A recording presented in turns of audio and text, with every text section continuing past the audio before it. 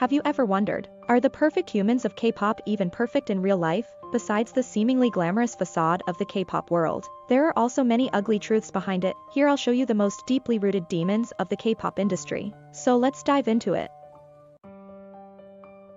If you've been a longtime K-pop fan, you'd certainly know that it's not easy to become a K-pop idol. What you see on screen is the result of years and years of hard work. This industry molds a normal person into an ideal example of perfection. If you become a trainee, the next step is rigorous training program. In order to become the most ideal idols, they were trained through various aspects in the industry such as dancing, singing and acting.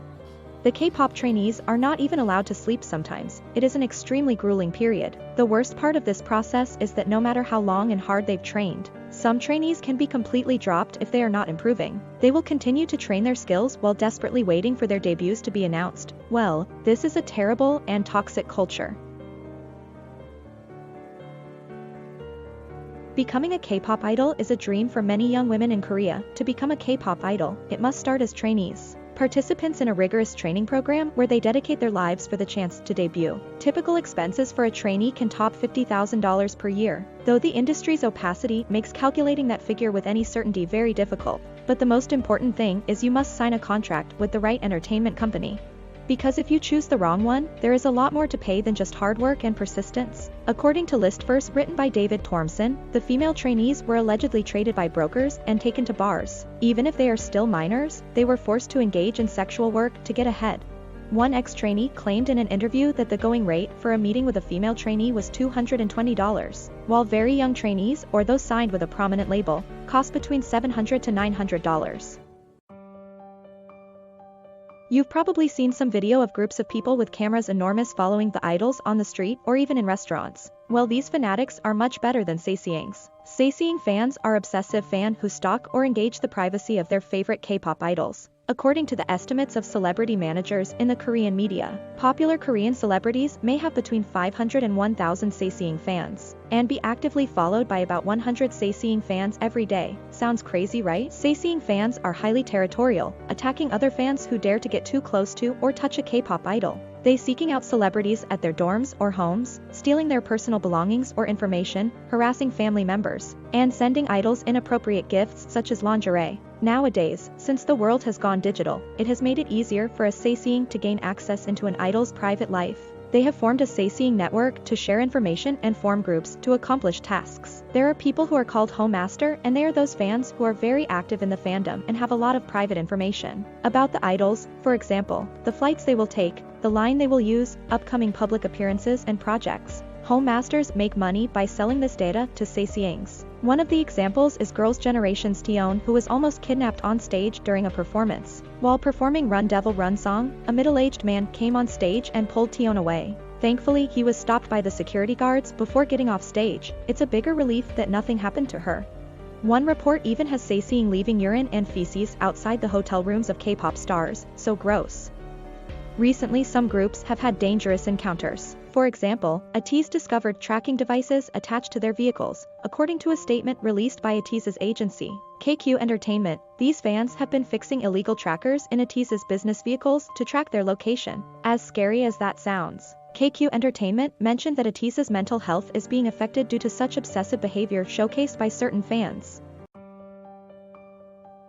Anti-fans are people who hate idols and will do anything to make their reputations down or even harm them. How can someone be filled with so much hate for people they don't even know? Many of these anti-fandoms even have names. Like Twice's critics Thrice, Andis are known to have caused many artists lots of heartache. The most damaging groups of these anti-fans target specific artists while supporting another. For example, in 2008, not shortly after Girls' Generation debut, girls faced their worst nightmare. It was a black ocean. No one knows exactly why it happened, but many speculate it was also because of the fact that Girls' Generation were very friendly with other male idol groups, and fans of those male idol groups were jealous. Anti-fans acting to hurt a K-pop idol can be just as hard to deal with. These people seek to create a physical or psychological effect on the artist. Back in 2006, TV excuse Yunho drank what he thought was orange juice that was from a staff member. However, it turned out that the drink contained super glue given by an anti-fan, which caused the member to vomit and cough out blood before fainting. Are you kidding me? You can just kill a person, you hate them, but this is just too far. Because of the scarring incident, Yunho became extra cautious around other people or locations that looked similar to the scene of the incident. Former Super Junior member Hank Young also faced rumors started by Andy, who claimed that he trades in amphetamine drug injection needles, which led to him doing a urine test to prove his innocence. That incident was definitely not optimal for his image.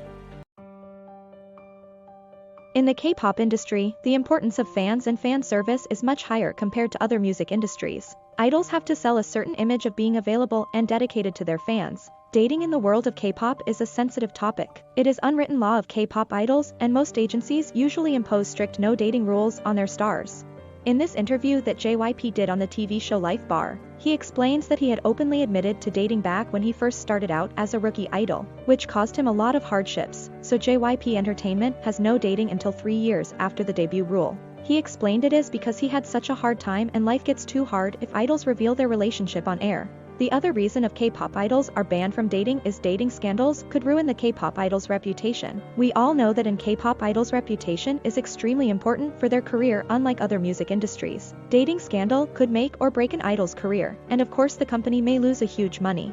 From their perspective, they've invested a lot of resources into training and debuting their idols as well as promoting them on different shows. If an idol manages to lose most of their fan base, then the company's money spent on them is essentially gone. Some K-pop idols are tragically committed suicide due to cyberbullying. The constant criticism, hate they receive from the internet can cause depression to idols. Unfortunately, some K-pop idols who've faced it took their own lives due to the pressure. Sulli was known for being outspoken when it came to cyberbullying and women's rights. After her no-bra scandal, which is uncommon among K-pop stars, incited public anger, inviting unimaginably crude insults and online trolling about her and her family. She seemed invincible. She's been called ugly, untalented, and more crude remarks. It seemed like whatever she did only drew in more hate from online netizens.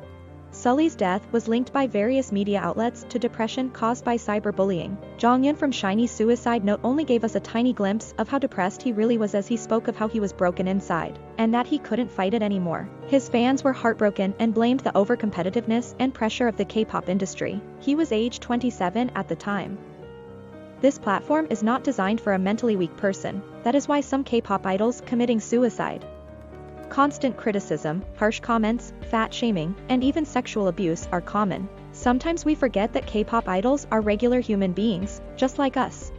I want to remind that please remember to think twice before you decide to say something nasty about K-pop idol. What you see on screen is the result of years and years of their hard work. What do you think of these incidents? See you in the comment. If you like this video, please like and subscribe to my channel. Thank you so much for watching. Bye!